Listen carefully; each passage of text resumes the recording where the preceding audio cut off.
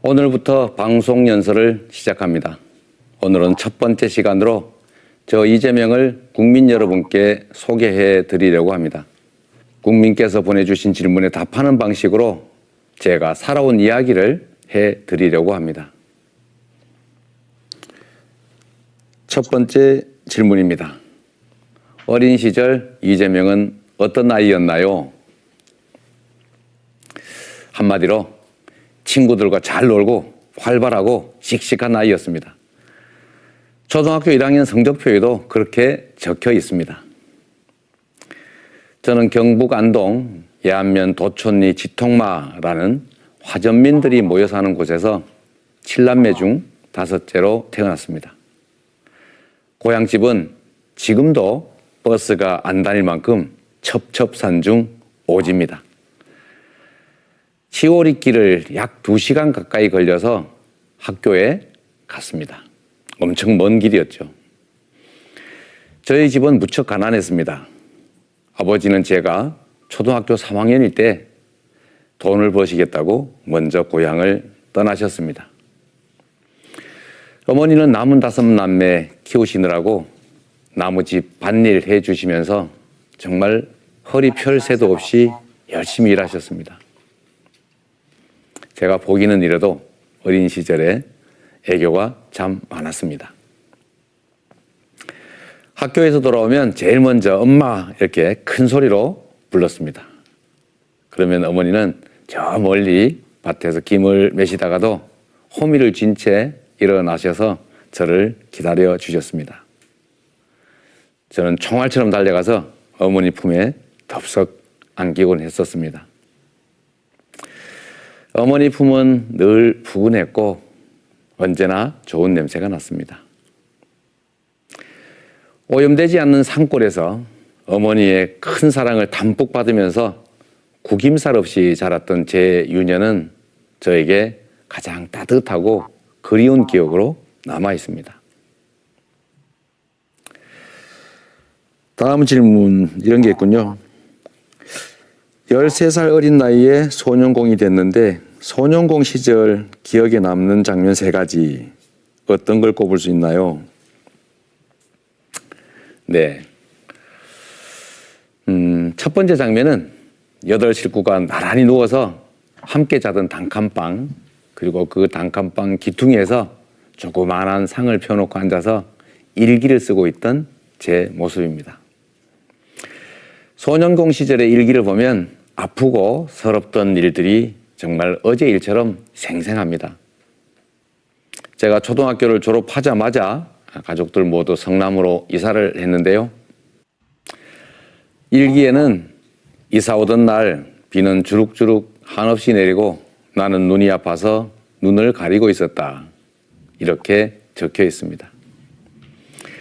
상대원동 달동네 꼭대기 작은 월세 단칸방에서 살았는데 생계를 위해서 온 가족이 돈을 벌어야 했습니다. 저도 중학교 대신 공장에 다녔습니다. 처음에는 먹거리 공장에서 끓어오르는 납증기를 들이마시면서 매일 12시간씩 납땜일을 했습니다. 그러다가 월급을 좀 더 준다고 해서 십리길을 걸어서 창곡동 먹거리 공장을 다녔는데요.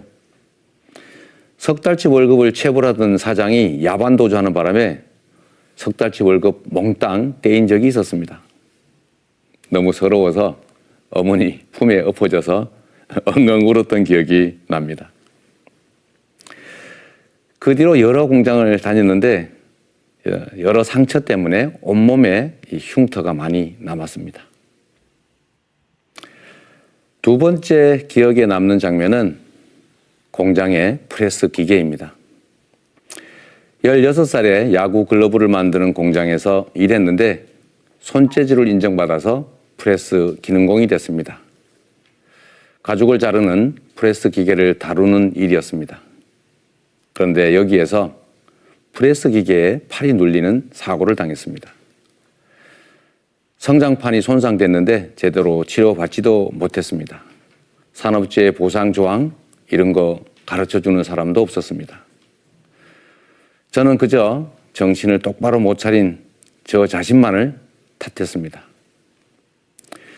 사고를 당하고 고참들에게 폭행당하면서 저는 절망했습니다. 어느 날 제가 새로운 걸 발견했습니다. 저를 괴롭히는 그 대단한 공장 관리자가 고졸이라는 사실을요. 그리고 검정고시로 고졸이 될 수도 있다는 것을 알게 됐습니다. 공부를 하기로 마음먹었습니다. 공부가 유일한 살 길로 보였습니다. 공장에서 퇴근하면 곧바로 학원으로 달려가고 밤잠 줄여가면서 열심히 공부해서 대입검정고시, 고입검정고시 빠르게 합격했습니다. 절박하게 매달린 결과였습니다. 그런데 달라진 게 없었습니다. 여전히 저는 소년공이었고 관리자가 될 길도 없었고 대학에 갈 길도 보이지 않았습니다. 그때쯤 일기에 적었던 글이 기억납니다. 어렵다는 것은 가능성이 있다는 것인지도 모른다. 이제부터 한번 해볼까? 80년 8월 20일 제1기장입니다. 희박한 가능성 하나 붙잡고 고된 하루하루를 견디는 날들이 계속됐습니다. 세 번째 장면, 그건 아마도 교복 입은 학생들을 부러워하던 제 모습입니다. 우리 또래들이 교복을 입고 학교를 갈 때 저는 작업복을 입고 그들을 거슬러서 공장으로 갔습니다. 교복 입은 학생들이 참으로 부러웠습니다. 시장 청소부로 일하셨던 아버지를 도우러 나갔다가 교복을 입고 등교하는 여학생들을 피해서 골목 구석으로 도망쳐 숨은 적도 많았습니다. 예민한 사춘기에 초라한 제 모습이 아마 매우 부끄러웠던 것 같습니다. 성남시장 시절 시작했던 무상교복 정책, 사실은 교복에 대한 저의 절절한 경험이 들어있습니다. 자, 세 번째 질문이 있군요. 불우한 환경에서도 어떻게 엇나가지 않고 청소년기를 지날 수 있었느냐, 네, 어디 있었느냐고요. 네, 전적으로 가족의 힘이었습니다. 특히 어머니의 힘이 정말로 컸습니다. 제 어머니는 시장 공중 화장실을 청소하고 휴지 팔고 사용료 받는 일을 했습니다. 여성으로서 참으로 어려운 일이었을 겁니다. 집에서도 부업에서 손을 떼지 않으셨습니다. 남매들 중에서 가장 어린 나이에 공장에 다니는 저를 늘 안쓰러워하셨습니다. 어머니께서는 당신이 출근하시기 전에 항상 제 손을 잡고 공장에 바래다 주셨습니다. 제가 야근에 또 철야에 늦게 퇴근하면 그 늦은 새벽까지 저를 기다려 주셨습니다. 어머니와 함께 손잡고 걷던 새벽 골목길, 그 길을 떠올리면 지금도 목이 맵니다. 그때도 지금도 어머니는 저에게 하늘입니다. 그 고단한 삶 속에서도 어머니는 제게 넘치는 사랑을 주셨습니다. 언제나 저를 전적으로 믿어주셨고 어떤 결정이든 100% 다 지지해 주셨습니다. 늘 우리 넷째 아들 나중에 꼭 잘 될 거야 이렇게 말씀하셨습니다. 그 말이 제겐 그야말로 신비의 명약이었습니다. 아무리 힘들어도 다시 일어서게 만드는 그런 힘을 가진 마법의 말씀이었습니다. 그래서 일탈 그런 거 유혹이 왜 없었겠습니까? 그러나 그 길로 가지 않고 바르게 이 길로 왔습니다. 평생 고생만 하시던 어머니는 많은 한을 남기시고 2년 전 지금 이때쯤 돌아가셨습니다. 제가 대통령 후보가 되고 전국을 다니면서 유난히 어머니 생각이 많이 났습니다. 제 어머니처럼 평생 고단하게 사셨던 분들이 제 손을 꼭 잡고 이 후보 우리 좀 잘 살게 해줘 이렇게 말씀하실 때마다 정말로 우리 국민들의 삶을 제대로 잘 살피는 유능한 정치인이 돼야 되겠다 이렇게 다짐했습니다. 네 번째 질문입니다. 가난은 이재명의 삶에 어떤 영향을 미쳤습니까? 가난이 자랑도 아니지만 그렇다고 부끄러운 것도 아닙니다. 제가 선택할 수 있었던 것이 아니니까요. 오히려 가난 때문에 저는 더 빨리 자랐고 더 빨리, 더 많이 세상을 알게 됐습니다. 가난이 죄도 아닌데 가난해서 겪어야 했던 그런 부당함들에 대해서는 제가 유난히 민감했던 것 같습니다. 지독한 가난에서 탈출했지만 저는 그때를 잊지 않고 있습니다. 사법고시에 합격했을 때 성남을 떠나지 않고 가난한 힘든 이들을 위해서 일하겠다 이렇게 인터뷰했던 것도 그 때문입니다. 제가 지금 정치를 하는 이유도 제가 탈출했던 그 가난과 절망의 웅덩이 속에서 여전히 고통받는 모든 분들에게 공정한 세상, 희망 있는 세상을 만들어주고 싶어서입니다. 다섯 번째 질문입니다. 대학생이 된 이재명을 가장 크게 성장시킨 것이 있다면 무엇입니까? 한마디로 5.18 광주입니다. 천신만고 끝에 법대생이 됐을 때 저는 진짜 세상을 다 얻은 것 같았습니다. 그렇게 바라던 대학생이 됐고 거기다가 학비 면제에 생활비까지 월급의 3배를 받으면서 다니게 됐으니까요. 개인적인 영달을 꿈꾸면서 희망에 들뜨던 82년 어느 봄날에 교정에서 유인물을 뿌리다가 사법경찰에게 거칠게 잡혀가는 학우들을 봤습니다. 친구의 권유로 80년 5월 광주 항쟁의 진실을 알리는 비디오를 봤습니다. 충격적이었습니다. 신문, TV에서 폭도로 보도해서 저는 정말 그런 줄 알았습니다. 그런데 진실은 전혀 다르다는 것을, 내가 그들의 충견이 돼서 2차 가해에 가담했다는 것을 깨달았습니다. 그래서 5.18은 저를 사회적으로 다시 태어나게 했고, 그래서 제가 5.18 광주를 저의 사회적 어머니라고 부르는 이유입니다. 제가 그 일 때문에 개인적 영달이 아니라 공정하고 정의로운 세상을 만들기 위해 살게 결심했기 때문입니다.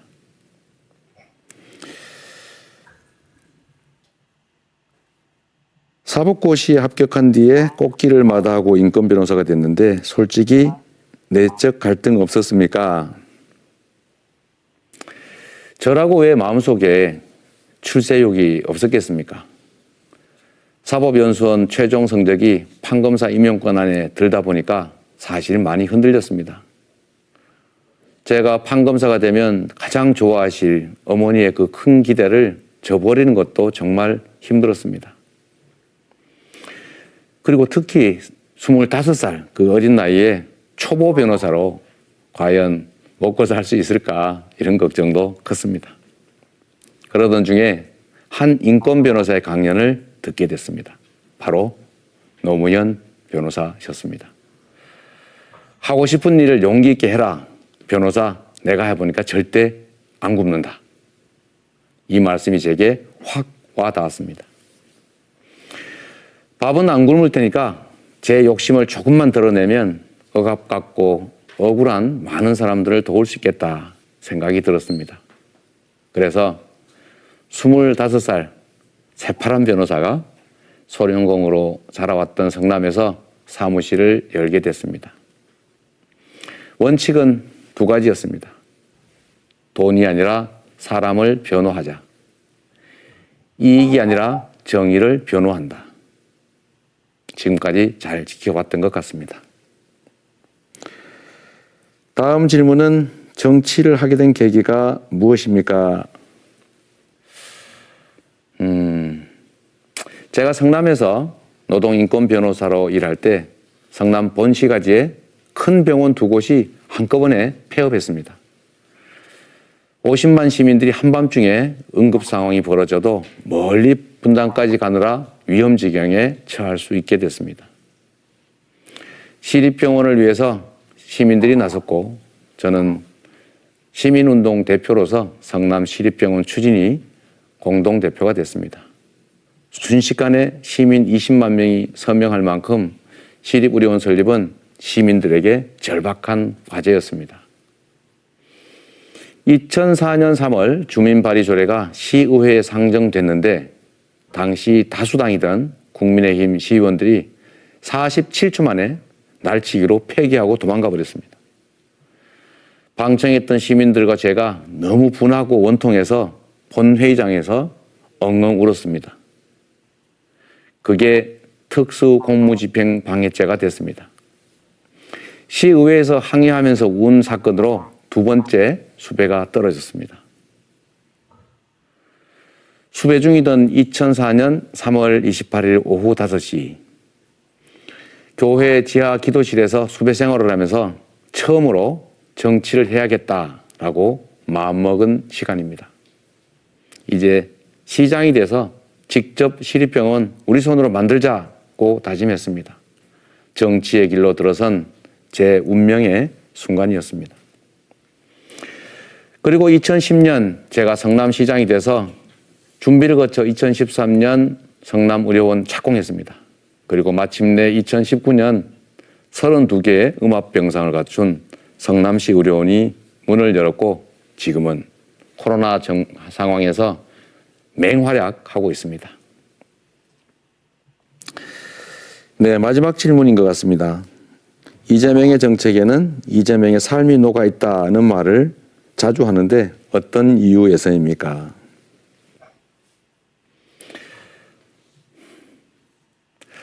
저는 국민들이 체감하는 정책을 많이 만드는 것이 중요하다라고 생각했고 또 실제 많이 만들었습니다. 성남시장 8년, 경기도지사 3년 동안 제가 만들어 집행한 모든 정책에는 가난하고 참혹했던 저의 삶, 그리고 평범하고 어려운 우리 국민들의 삶이 그대로 녹아 있습니다. 아버지께서 시장에서 주워온 거의 상한 과일만 먹었던 저의 개인적 경험이 경기도의 어린이 건강과일 지원 사업 모태가 됐습니다. 검정고시 학원비 7,000원이 없어서 공장에 다니다가 산재 장애인이 됐던 저의 개인적 경험이 청년 기본소득의 뿌리가 됐습니다. 20만 원이 없어서 일가족이 극단적 선택을 하는 이 현실이 경기도의 소액 극저신용대출 사업의 출발이었습니다. 누군가는 포퓰리즘이라 비난하지만 성남 시민과 경기도민들께서 크게 만족하셨고 그 성과 때문에 저를 지금 이 자리까지 보내주셨습니다. 성남시장, 경기도지사 시절 공약 이행률 평균 95%가 넘습니다. 실천했고 실적으로 실력을 증명했다고 자부합니다. 저는 자신 있습니다. 국민 여러분께서 저 이재명을 대통령으로 선택해 주시면 성남 시민, 경기도민들이 그러셨듯이 대통령 한 사람 바뀌었을 때 내 삶이 얼마나 바뀔 수 있는지 실적으로 체험시켜 드리겠습니다. 사랑하는 국민 여러분, 이번 3월 9일 저 이재명을 선택해 주시면 위기에 강한 경제 대통령으로서 위기 극복을 넘어 기회가 넘치는 성장 국가, 희망과 꿈이 가득한 공정한 사회를 만들어서 반드시 보답하겠습니다. 고맙습니다.